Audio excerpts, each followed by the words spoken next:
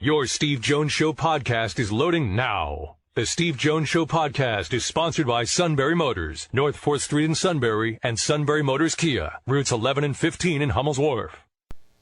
I believe we have him on the line already, and that would be the outstanding Charles Davis, one of the absolute best in the business. Charles, welcome. Great to have you with us. Great to be back with you, Steve. How have you been? I'm doing really well, and Tom and Julie McGrath wanted me to say hi to you. You give them my best. Give them my best. You know, well, we've covered that ground before. You know how I feel about those two. And warmest greetings, by the way, to Lisa, Parker, and Taylor. Thank you very much. Greatly appreciated. Okay, so we've gone through the Combine. Now it's going to be the Pro Days, and Penn State's is going to take place on the 24th of March. How, over the years, have you viewed the Combine, and have you ever changed your view of the Combine? Oh, I love that question. Absolutely love it. Because I think when I first got into this, Steve, I really didn't understand how to view the Combine. I went through it as a player, but I went through it in kind of its infancy. You know, it's nowhere near, like, obviously what it is now, and I'm not even sure the teams knew exactly what to take from it then. And when I say infancy, it dates back to 1982. I went through it in 1987. And believe me, if you saw any of the video from 1987 versus what you saw just this past week, you'd swear it was from different centuries. Okay? And I guess that sounds kind of, because it was from different centuries. But you know what I'm saying. You know what I'm trying to get to with my hyperbole, right? Right. Like the shirts and the shorts we wore, there's none of that form-fitting stuff to make it aerodynamic. I think the lettering that was on my shirt, I think it peeled on the first washing.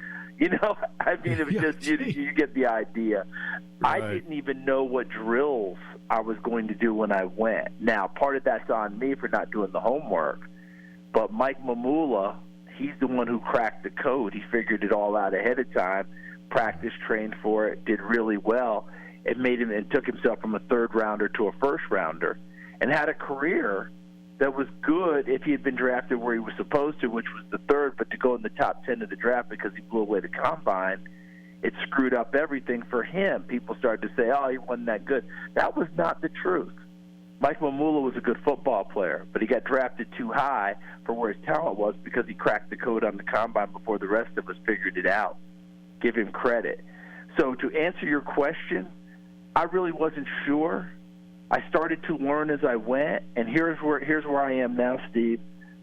Every year with the Combine for me, I use it for confirmation of what I've seen from a player. The Combine can confirm if I thought he was fast and he runs fast. If I thought he was quick, he moves quickly. You get the idea. The Combine can open me up to questions. I thought this player was A, B, and C. The Combine showed me D, E, F, which means I have to go back to the tape and do more work. Yeah. That's what I get each and every year. That's what I come into it doing. And last but not least, how do you temper your enthusiasm when a guy destroys the Combine? Right? Adetomiwa, I hope I'm coming close to pronouncing his name correctly. The young man from Northwestern. Yeah. At 282 pounds, running sub 4.5 and doing all the drills, looking more like a linebacker, fullback than a defensive tackle, plays a lot of three technique. Yeah. Well, his production was good, but it wasn't that. Yeah. So how do I square it and reconcile it, right? I have to go back to the tape. I have to go ask other questions. Wasn't simply that Northwestern just wasn't very good and people could key on him. You get the idea. Every single year that's the same thing. Anthony Richardson, quarterback at Florida, destroyed the Combine. Yeah. Destroyed it. But when I turn on his tape, if I watch the Utah game, the season opener, he might be the first quarterback off the board. If I name 3 or 4 other games that I watched, I've got a lot of question marks. But here's the thing, Steve. I knew he'd blow away the Combine, yet he still created such an enthusiasm because of what he did. I was laughing because he did things at such a level I saw a TV show one time where they sent an undercover cop into a retirement home. Yeah. And they were having this like Olympics type thing at the retirement home. Well, he was younger, and he went through the Olympics and lowered the bar. So the people were like, "Oh my God, he's destroying how is he doing this?" It was almost like that for Anthony Richardson as a quarterback because he just destroyed it. But we knew that. I still have question marks about what I saw on tape. But let me tell you something. He was so good at the combine. Some of the people they don't care about what they saw on tape. They just want to get him and work with him, and you can understand the enthusiasm. Yeah, for the Northwestern defensive tackle, I will say quite simply, for Jack Ham and me in our broadcast, he did not make any tackles, so don't worry about the pronunciation. Thank you. Right, but that's what. But Steve, to your point, I mean, it's a really great point because what you see in the games still has to reign paramount. It still has to be where it drops for you. Now, if you believe that coaching wasn't good, if you believe that he was in the wrong position for what he should be doing, he would show better in your system versus theirs. Traits still have their place. Don't get me wrong. I'm not saying, you throw it all out. But how do you put it together, and does it fit with what you're doing as an organization and as a franchise? That's how it all has to come together. Yeah, because to get ready for the Rose Bowl, I did watch the Utah tape against Florida just because I wanted to see 4 different Utah games. Sure. And that's not the guy I watched that had 54.7% completion percentage this year. Totally different, right? But you see so many things, and you saw in the Utah game on tape, I think you saw the one where he kind of faked the jump pass and ducked under people and went past people and did all those things. And then you see some other games that you just simply can't explain what you saw on the negative side. You know, he's got such a big arm, and this isn't something that's simply him. He has such a big arm that sometimes the footwork goes out the window because he figures his arm makes up for it. He's not the only one that way. Will Levis from Kentucky, gorgeous specimen. Not afraid of the weight room. All right, this kid is in there and he's strong, and you guys know him well. All right, before he went to Kentucky, former Penn State player. But even in the combine, when you watched him throw, as impressive as he was, he still hasn't unlocked throwing to his left. His foot still jams, and he's throwing across his body, throwing to his left.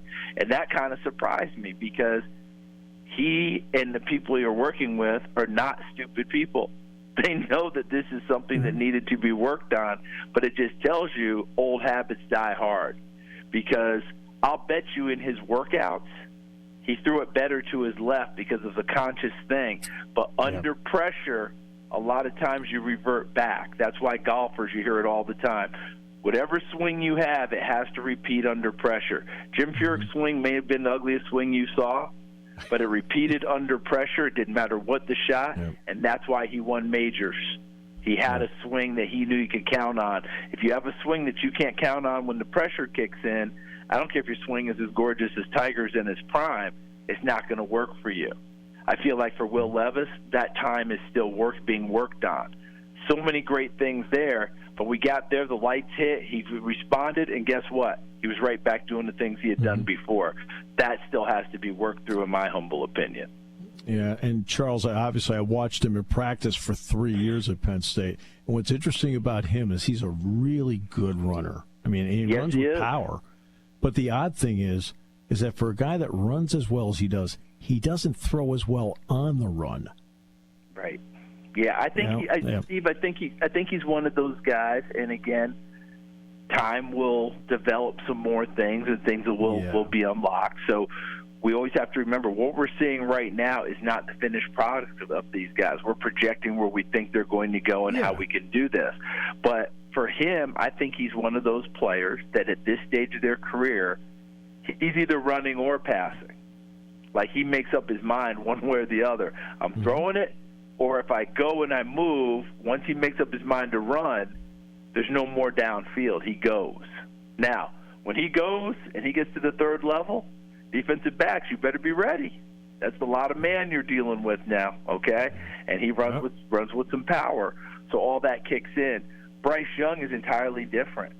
from Alabama. Yes, he's smaller. We get hurt, all that. He weighed 204, so he was able to put the bricks in his pocket and get through the scale, and he should never touch another scale again, because that's the biggest question he had. He was over 5'10", he weighed over 200 pounds. Let it go. But when Bryce Young moves, he moves with the idea that someone's going to spring open. And if they don't, and he does go, he runs with purpose then. He's going to get you 1 or 2 first downs a game with his feet, but his movement is not to go run. His movement is for someone to come open, which we see from a Mahomes, a Jalen Hurts that we saw in the Super Bowl. Yeah, and I feel like he sees most of the chess pieces on the field. One last question. Sees them before we do. I can tell you that. And sometimes I think that he actually doesn't see it downfield, like truly visualizes, sees it with his eyes, but he's visualized how the pattern's supposed to go, and he knows based on coverage and dictating things and trusting receivers, he anticipates and puts it there, even if he doesn't truly see it. And he trusts himself enough to do that. Yeah. And that's a big reason why I think he's the best quarterback in this draft so far. One last question, Charles, and that would be probably the first Penn State player off the board will be Joey Porter Jr. Yeah. What was your general impression of him? I thought he had a good combine. If anyone was expecting, he's going to blow the whole thing away, I think on his pro day he may do some things better, which is why I'm glad to see him do things at the combine. I tell players all the time, you may not value my advice, and I get it. Other people are going to give you different advice. You follow what you want. But I've been a big believer in doing as much as you can at the combine, if not everything, because your pro day you can clean up whatever doesn't go well. Yeah. If you save it all for one shot at it, well, it better go well that day. Your biorhythms better be working. Yeah. I think Joey did a lot of things well. Listen, he's 17 times on the bench press at 225, so he's physically gifted. He's built. He plays well. Once again, the tape should rule, and the tape you watch on him, he's a player that you want. The only thing you're going to ever say is just one career interception. Why? And then you just have to dig into that a little bit. But he's a very good player. And what blew me away, Steve, was realizing someone had mentioned it. Tell me if I'm wrong. Penn State's never had a corner go in the first round of an NFL draft. No, have not. That is stunning, right? With that program, is absolutely stunning. I think that record's about to end because I think Joey Porter Jr. is going to go in the first round. NFL on CBS Analyst Charles Davis. One of the absolute best in the business. Always a pleasure, my friend. Thanks a lot for your time today. I really appreciate it. Hey, Steve. Always a pleasure to talk with you. Thanks for having me on yet again. You take care of yourself, okay?